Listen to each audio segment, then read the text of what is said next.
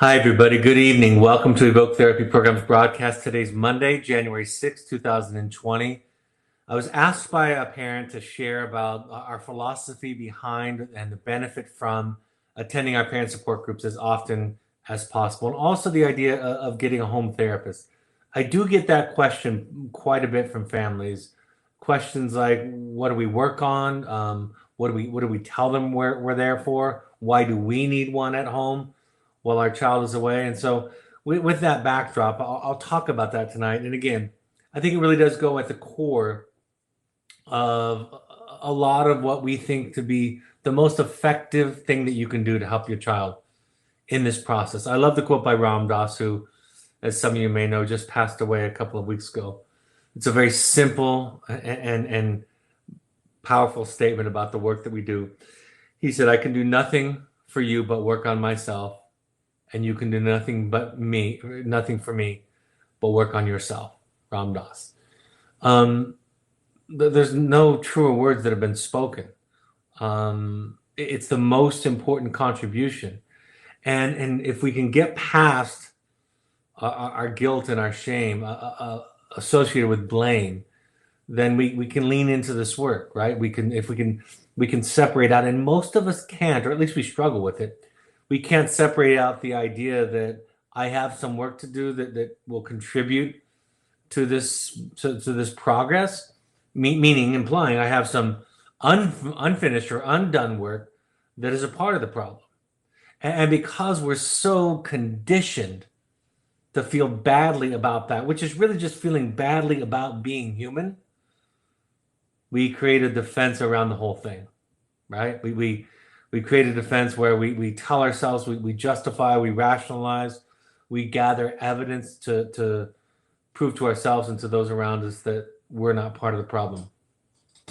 Now, I created a graphic for this that I usually talk about when I'm doing the podcast version of this. I talk about it visually using my two fists, my two hands, but I've drawn it here for those of you that are watching the webinar version of this. And the question with this graphic is, what is your work? And if you can imagine, if you're listening to this on the podcast app, if you can imagine holding your fists out in front of your face about a foot apart or so, and your left fist represents how you respond to things, how you responded yesterday, how you're inclined or most likely to respond, what's your instinct in a certain situation. So that represents your left fist. And to the right, about a foot away from that, is the ideal response, where you aspire to respond, how you aspire to respond or hope to respond in a situation. And also what is most helpful. And I think that might be the most important question, is what can I do that's going to be the most helpful? So there's some distance, and in my visualization, you have about a foot of distance between each of your two fists that you're holding out. And the space in between is the work. That's simple.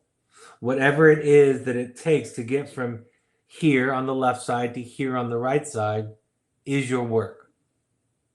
And I don't know what that is for you, but that's the question. Why do I not tend to respond with patience? Why do I not tend to respond with love, with compassion, with curiosity? Why can't I respond slowly and with forethought? And all the answers to those questions are where your work lies. Now, it's most important because those of us who are in this situation with children at Evoke, we have children that are, because of their struggles, they're particularly taxing, right? They require more energy, more resources from us. And so this is true. This statement is true of the typical child, right? The average child, the child that doesn't end up in a therapeutic program like Evoke. But how much more true is it of children that do end up in situations like this? I was asked today during a radio interview about the heroic journey title of my book, The Journey of the Heroic Parent. And the interviewer said the thing that so many people ask me when they inquire about the title of the book. It was a woman. She said, I don't want to be a heroic parent. I just want to be good enough, an adequate parent. And I said, well, I think the word is important. I think the heroic journey is important because it is exceptional that a parent be willing to consider that their approach, their dynamic is a part of the problem, and being willing to ask and to look into yourself. I had a parent ask in the open forum that we had just the other day. She said, my son's accused me in the past of guilting him, when really I just thought I was sharing my feelings with him and setting a boundary. It was something like that. And I said to this parent, I perceived it was a mother for whatever reason. I said to her, I said, your son is lucky to have you. The fact that you'd be willing to consider that you might be doing something unconsciously, really, that's courageous. The fear of looking into the unconscious is great for all of us. And we build the defense so that we don't have to look at that. So it is a heroic process, a heroic journey to go inside of yourself, to look at yourself. Simple as that. That's what the hero's journey is about in mythology and storytelling. It's the willingness to look at yourself and explore that inner landscape. I talk about this all the time. If you don't get support, especially with a child who is trying, like your child most likely is if they're here, if you don't get support and you don't make serenity your responsibility, you'll end up trying to get it from your child. Simple as that. You will do things and say things to try to get them to shape up and fly right in a certain way so that you feel okay, so that you can sleep at night, so that you can eat and concentrate at work and give your attention to the other people in your life. So it's critical. People who don't think they need to, who don't take the vulnerable step to ask for help and ask for support and community, who really would describe themselves, if asked, as selfless in so many ways, as if selfless is some kind of goal to aspire to. In psychology, it's actually the opposite of what we would aspire to. But the person that would describe themselves as selfless will end up stealing from others, particularly their children. And the child is wired.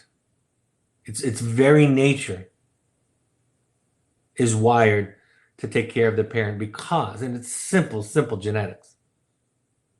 If the child becomes too much of a burden, they risk abandonment. Period. Now, they can't and wouldn't articulate this. They don't until they come to therapy years later and tell their own children are struggling, right? Those are the parents that I work with. So they wouldn't articulate it or probably even resonate with what I just said. But it's there. It's just a fact of being human. So what happens is, if they don't take up the charge to take care of mom and dad, if they don't do that, they'll feel horrible. They'll feel like a failure. They'll either turn it inward and it'll come out as depression and anxiety, or they'll get angry and rebel against it, fight against it. Self-medication, whatever version of self-medication one chooses, whether it's substances or self-harm or just acting out and getting in trouble so as to distract from the more authentic suffering, whatever the self-medicating behavior is, it's there in part to take away that critical inner voice, that sense that we have that we're not okay, that we're not enough, that we're too much.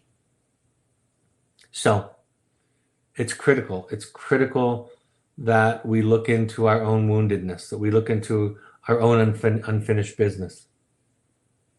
It's never been the child's responsibility to take care of the parent. That is why it is so imperative that you make the care of yourself the priority. And know this, expect this. People that you love will accuse you of abandoning them, of being selfish. That's the way that it works. That's the sentinel that guards self-care, right? So you're going to have to walk past that sentinel to do this. But if you're starving to death emotionally or spiritually, you can't be there for other people. You have an empty cup. to offer everybody else. So developing a routine of self-care and practice, doing battle with guilt. I say this all the time. I don't know of a way towards self-care that doesn't involve, for me, some guilt. I don't know one. So if I'm not struggling, doing some battle with guilt, I'm probably not making progress in self-care. Alice Miller said that oftentimes in raising children, we try to get something from them that we already lost a long time ago. Right? We try to get a sense of being their everything, of being admired by them and loved by them.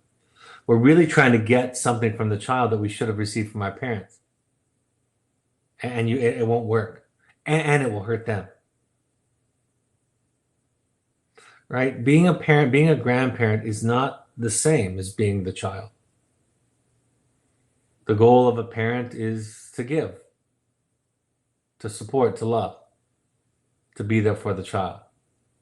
And while the child, as they grow and as the parent ages, can be there for the parent, not in early development, not in the periods of life when the parent is perhaps tempted to make their own emotional well-being the child's responsibility. It doesn't work. It's destructive. I said this already. Most children are medicating. The medication is the voice in their head that says that they're not okay. That voice can originate from the culture, from peers, from media, or from the parents. So we have to find out how much we're doing that to our children. And we're all doing it more than we would like. It's okay. It's part of being human. I've been studying this stuff for 3 decades now. And I've done it much more than I would like to admit and own up to at times. I said this earlier, the heroic parent is one who is willing to consider their contribution to the issue. I think it's harder for dads sometimes, maybe. It's harder for dads because we can be more, our egos can be more fragile. It's harder for moms in the sense that moms' socialization is around their value, is around how well the children are doing. So we both have kind of different constructs, different makeups that make us vulnerable to this dynamic in a certain way. The willingness to look at our own issue. Many of us grew up in a home where it was about power and control and who was right and who was wrong. So if we come with that paradigm, then we're afraid that rightness and wrongness are kind of limited resources, right? They cancel each other out. So if I'm right, you're wrong. We both can't be right, and we both can't be wrong. So we play the right and wrong game in our families with our children. But this way, this therapy way of thinking is, the way I say it is, take 100% responsible for 2% of the equation. I taught this to my therapist during our training today. We do therapy, video conference calls with our therapists to do training. And I was saying to them, this work doesn't take away your sense of self. It's actually built on your sense of self. You actually show up stronger, more clear, with better boundaries in this work. The foundation of being right is a scary, treacherous foundation to stand on. But the foundation of self is strong and firm and grounded. So it's a shift. The heroic parent doesn't see the issue or the problem out there, but sees it in here. Right? That's what the enlightened mind is. It says the thing that is in the way of my happiness is me. Things in the way of my success is me. That doesn't mean that we won't grieve with pain and sadness and loss, but we won't run from it. I saw, I thought, a very fascinating movie last night that some of you might have seen called Jojo Rabbit. And there was a quote by Rilke at the end of the movie that said, that they printed on the screen during the credits, and it said something like this: let everything happen to you. Both beautiful and horrific. I'm kind of messing up the quote. No feeling is final, right? We feel, we go through life. We don't run from it. We see the pain as a part of the love that we feel. We see the sadness as a part of caring. The hurt is a part of being a whole person. So it doesn't inoculate us against pain. In fact, if you want to escape pain, try drugs. They work really well until you die. I said to somebody just yesterday that alcohol is a fantastic solution to your problems, except for it kills you and ruins your life on the way there. Except for those two things, it's a wonderful solution. Why work? You work in part for support. Again, I think most of us come into parenting and we think love is going to be the solution, pretty close to all of it. And then we look at the models from our parents and from others that we didn't like, and we say, well, I'm going to avoid those things. And we come in with those two thought process and we think that that's enough. And I don't know why. I don't know why there is so little formal education around parenting in our curriculum, right? In our lives. You've got to seek it out. It's seen as a weakness by some people. But yet it's the most, along with marriage, the most difficult thing in the world in connection with the most important thing in the world. And we think we're supposed to wing it. Think about anything else in your life that's important and difficult, and then thinking about winging it. It's insane. But we have shame associated with the need, so that's how we do it. We do work for wisdom, right? To learn things about ourselves. I cannot tell you, for those of you that are new, this might sound strange, it often does. For those of you that aren't new, you'll know exactly what I'm talking about. People that go through this process will say to me, somewhere down the line, I'm so glad that all of this happened to me. I would not wish it upon my enemy, but it has saved my life. It's made my marriage better, made my parenting of my other children better, made me a better person at work, in my friendships, in my family of origin. I wish there was another way, but there's not a lot of other ways that are as compelling as a struggling child. So we get wisdom from this experience. We unlearn things that we were taught that we just thought for sure were true. We consider things that we'd never been, that we were told to fear to consider. That's essentially, I told a mother that today who was considering our program. I said, your child is trying to escape your childhood.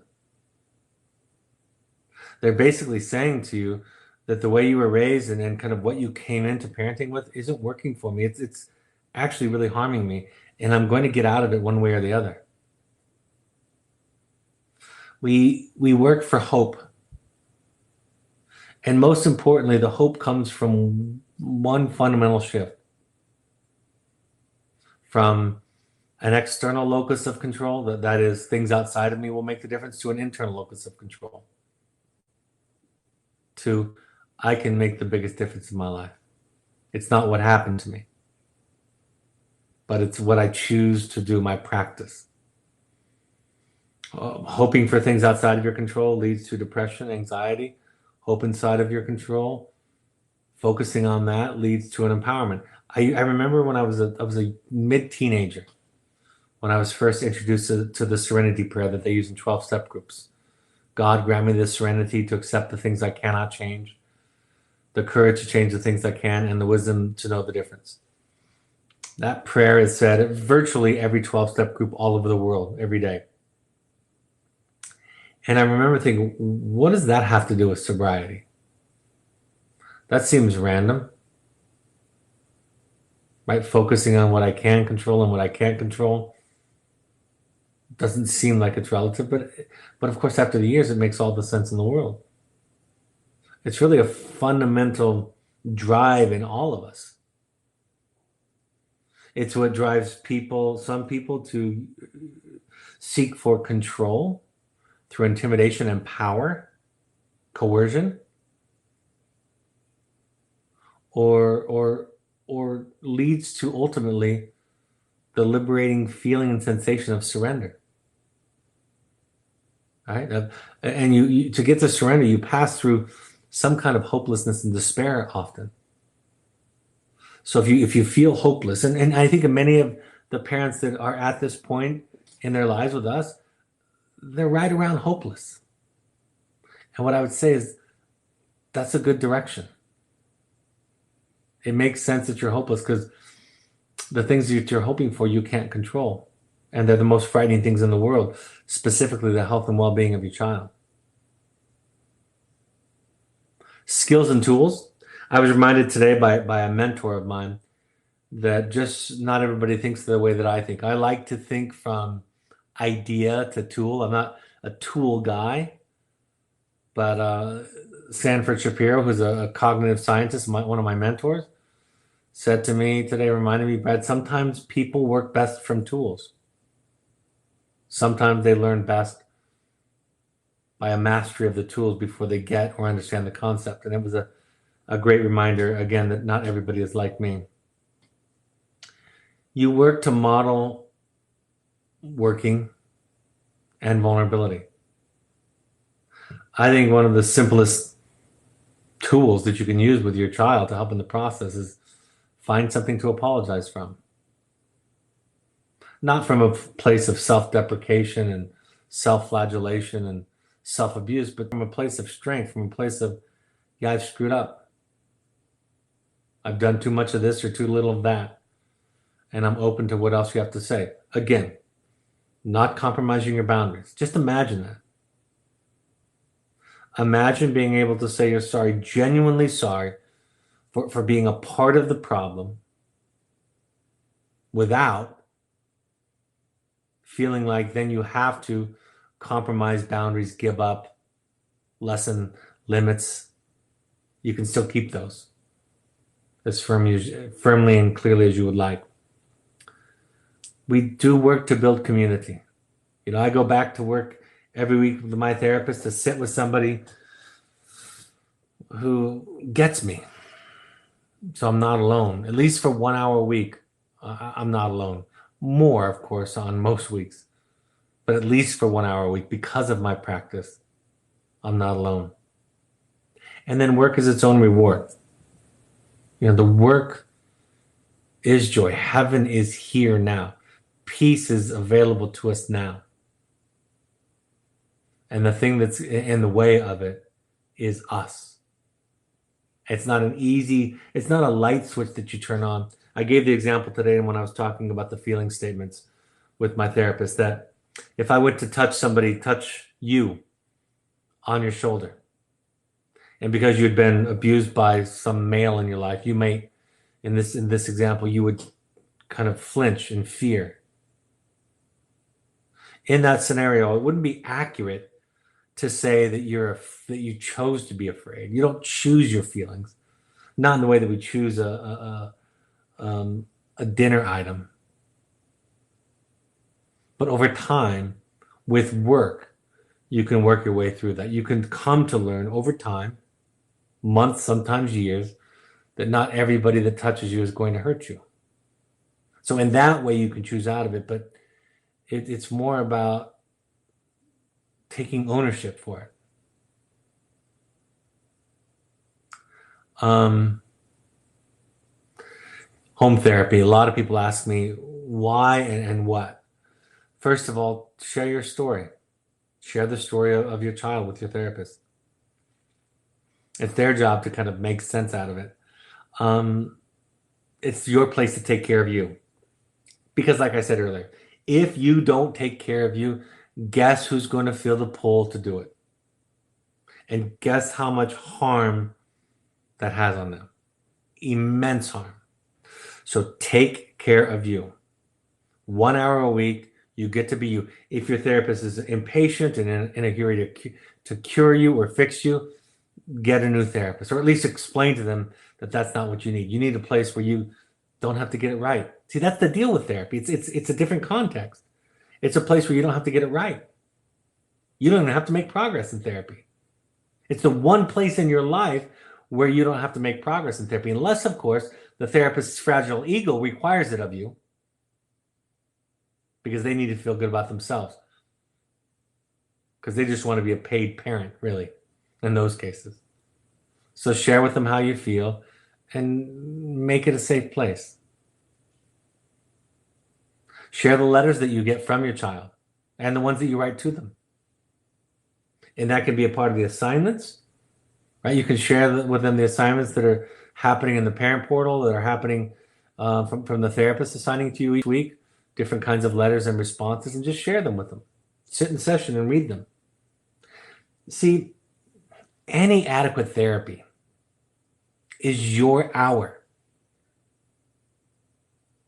The deal in therapy is you pay for the time, end of deal. If more is required of you, of course, the therapist, if they feel unsafe or abused, they can terminate therapy. But outside of extraordinary cases like that, you don't owe them anything. You don't have to do it their way. You don't have to be polite. I remember one time I had a young man, he was a young adult, apologize for missing a session, and I said, or coming late, and I said, it doesn't matter to me. You don't have to come on time. He knew my policy about billing, so I was going to bill him either way. So why apologize to me for the time that you paid for? I don't need anything else from you. That's the deal in therapy. So share assignments. Let your therapist encourage silent release of information to have your therapist at a vote talk with your home therapist and talk about what they're working on, what they're seeing in the child, what they're seeing in the parent-child dynamic. Most importantly, have it be the starting place, the beginning place for your journey of recovery from your mental illness, your addiction, or your codependency. And I know those words sound jarring and dramatic, but it's just what they are. You have some in you. We all do. We all have attachment wounds and some trauma, some much more than others, but we all have that stuff. And so therapy is a place to sort it out, to make sense out of it, to unravel it, to see how it's contributing to the dynamics, the issues, the relationships that we're dealing with today. Parent support groups. Now, we don't do parent support groups in every city in the United States. We do them in a lot of the major hubs, and so you may not have one close to you. I always say, plan a trip to Los Angeles or New York or San Francisco or Chicago, where we have them regularly, or Toronto. Plan a trip there and make a weekend of it if you'd like. But or if we come to your city, we try to come to the other cities as often as we're able to. But you come to parent support groups for community, right? To share your story in a room where people don't give you stupid advice, right? Where people aren't condescending toward you, where people aren't giving you pat answers. You come partly for education, because we teach, the therapist will teach, kind of use the sharing as a platform to teach the relevant principles involved in the experience of parenting a child struggling with mental health or addiction. You come to share and to take away experience, strength, and hope. That's a phrase from the 12-step community. Right? Sometimes you draw on people's experience, strength, and hope. Sometimes you share your experience, strength, and hope. And in sharing, you become stronger and you lift other people up. I like to think of it the way that I think about all of these things. It's like a podcast in person, because you're reconnecting with the sensibility, the way of thinking. People tell me all the time. My daughter just told it to me today, because she was on the phone call. She was trying to guess what I'd say next when I was asked a question. And that's the same thing I do with my therapist. I try to see if I can think different than the way that I was taught by my family, by my culture growing up. So you're learning to think differently. My wife, we had an argument a couple weeks ago. She had some conflict around bedtime with our 12-year-old. So my wife comes to bed and she's kind of venting about the experience and asking me for my advice. And I'm like, I don't know for sure. Didn't really know, wasn't there, don't know what to tell you. And she said, "You're holding back. I know you have great ideas. Please tell me." And I said, I suppose, after a while, I said, I suppose if I were going to give you advice, my advice would be to just be different. You can imagine that didn't go over too well, but we've laughed about it ever since because it really is the advice. Just be different. Show up in the world differently. Think differently. Have a different relationship with yourself, with your child, with your child's struggles. And that's a deep, hard thing to do. It takes months and years. You get hope before then because you know that there's a different project.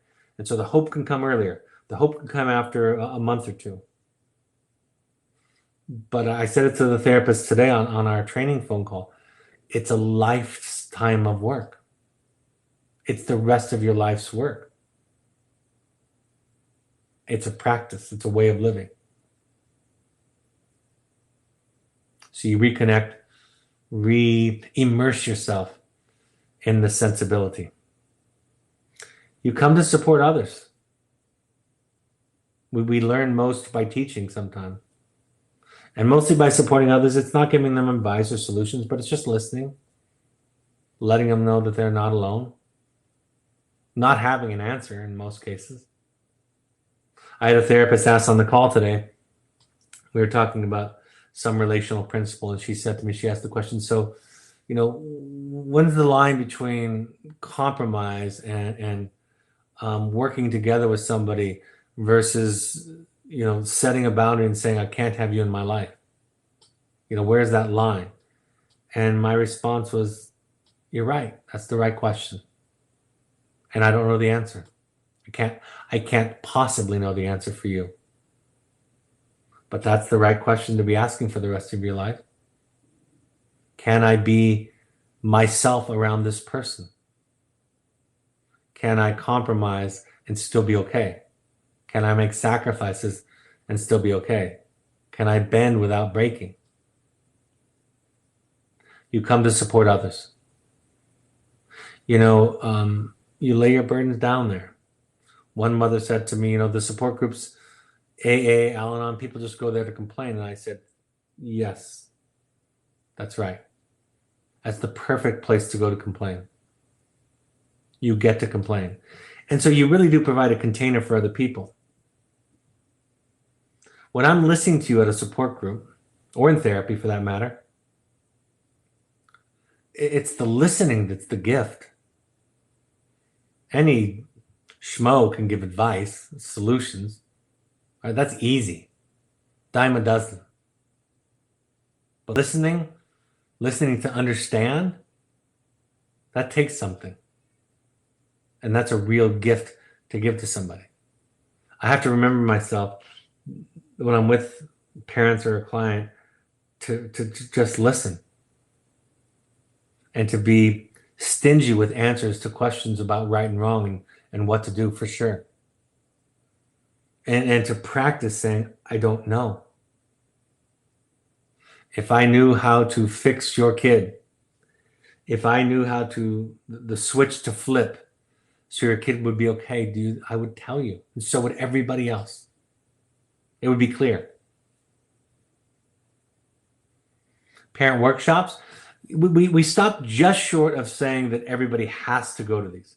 The only reason we don't say everybody has to go to parent workshops is because we would lose some people on the front end who eventually will come to a parent workshop.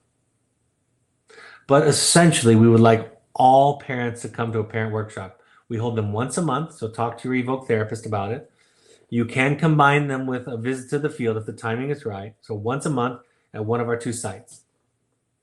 It's multifamily, meaning several sets of parents or individuals, all serving in a parent role with the child in the program. So they come, they get psychoeducation, training, skill building, skill practice. They even learn some wilderness skills like how to bust a fire by rubbing sticks together.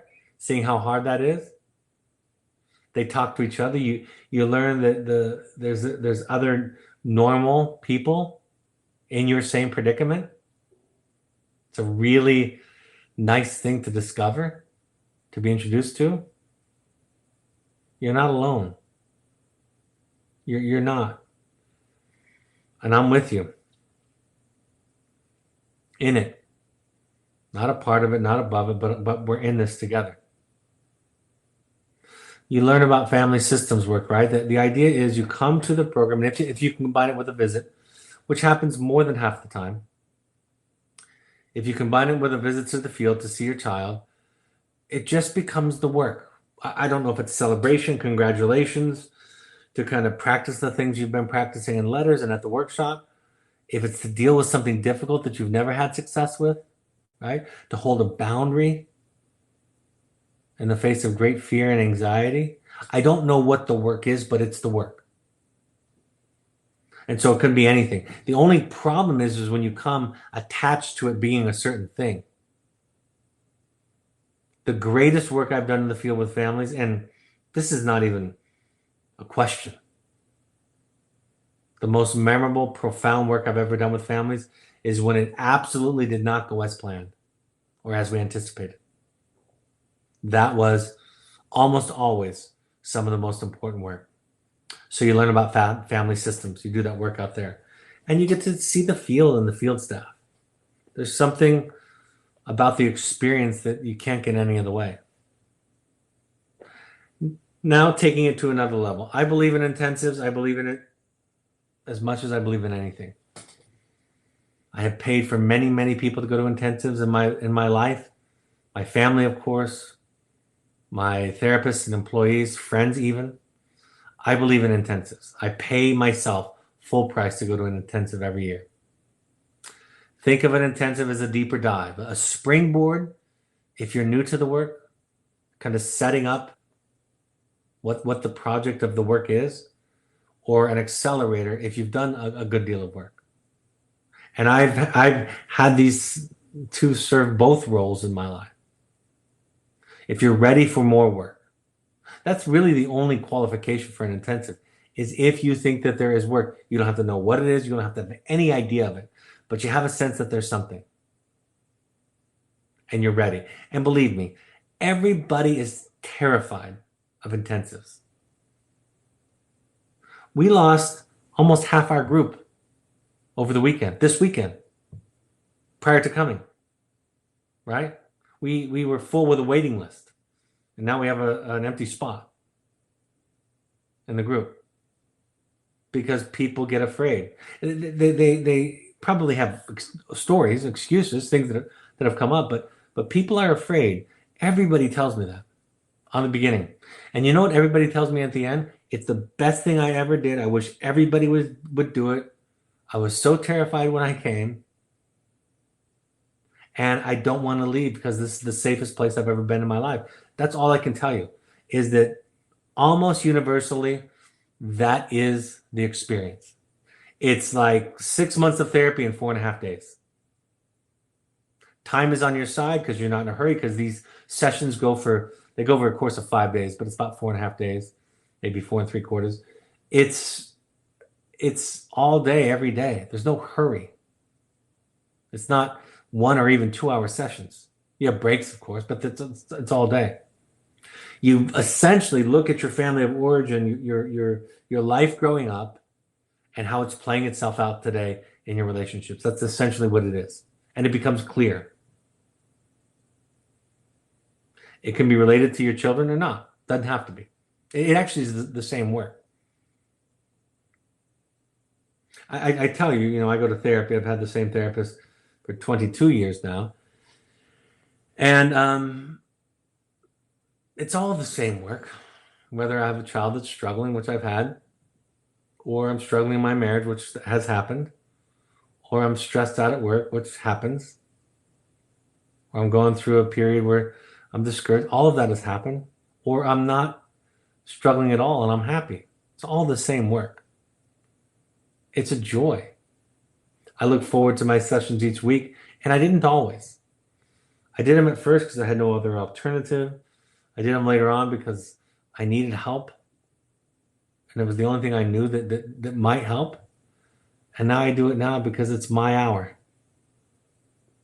And I can't, for 1 hour a week, I don't have to take care of anybody else, including, most importantly, my therapist.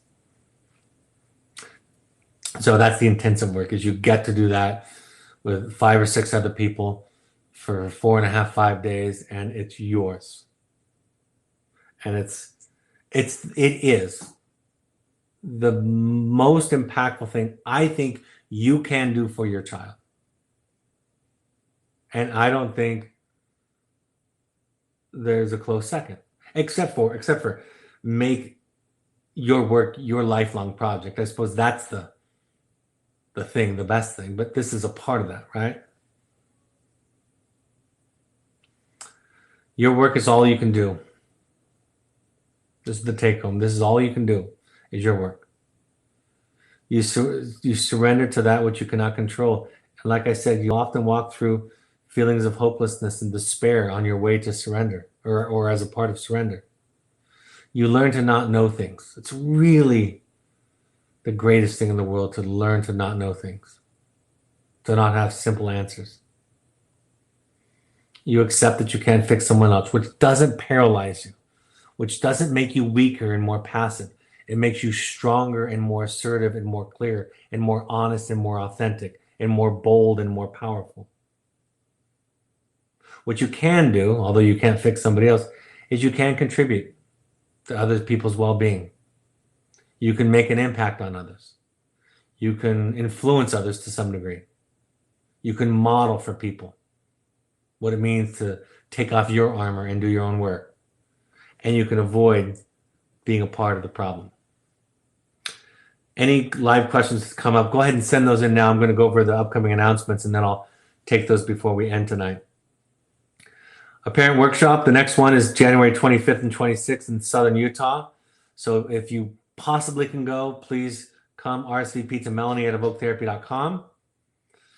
The next parent support group that I have on the schedule is in New York City on January 27th. Come see a couple of shows, ask me about shows. I can give you my recommendations. That'll be at Midtown on 5th Avenue and 34th Street at the CUNY building, the Graduate Center there. Again, Melanie@evoketherapy.com is for the information. Like I said, we have a spot open up if you want to come last minute. This Wednesday, January 8th through 12th, Finding You. And then in February 19th, first week in March, and so forth and so on. I'm going to be doing one in England, March 8th through 10th. So if you have relatives, friends, contacts in England, let them know. We did one early. We did one last year. It was fantastic, wonderful. Finding You 2. We have those on the schedule, April 16th through 19th and July 15th through 19th. We have customized intensives for couples, families, professionals, and individuals. Intensives at evoketherapy.com is the place to go. Pursuit trips are adventure trips, kind of light therapy, sober fun for young adults or for families if you want to do something outdoors anywhere in the world. We ask all current families to attend, at least just try 6 12-step support groups, any combination of Al-Anon, Codependence Anonymous, Families Anonymous. You can go to adult children if you grew up in a particularly toxic home. Alateen is for teenagers. Refuge Recovery is a Buddhist-inspired recovery program, less of an emphasis on a higher power. And NAMI.org is a place to go for free resources and classes in your local area. All of these broadcasts are available on the podcast app by searching Evoke Therapy Programs. We're actually going to change that name soon, because by about tomorrow evening this time, we'll be at 500,000 listens. So we're going to celebrate by changing the name, being a little bit more creative. You can listen to our podcast on the iPhone, iOS device using the podcast app, on an Android device using the SoundCloud app, or go to soundcloud.com. On Twitter and Instagram, you can find Evoke Therapy Programs by using the handle @EvokeTherapy, or the intensive program you can find on Instagram by using Evoke Summit Lodge as the handle.